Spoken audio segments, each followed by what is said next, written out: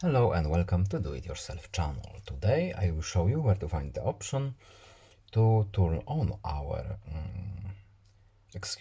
for single tap activation when our talkback function is on.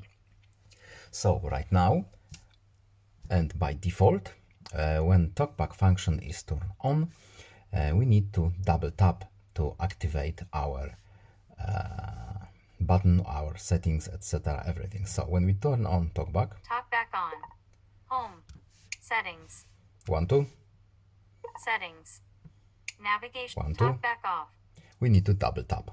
So how to change it to a single tap?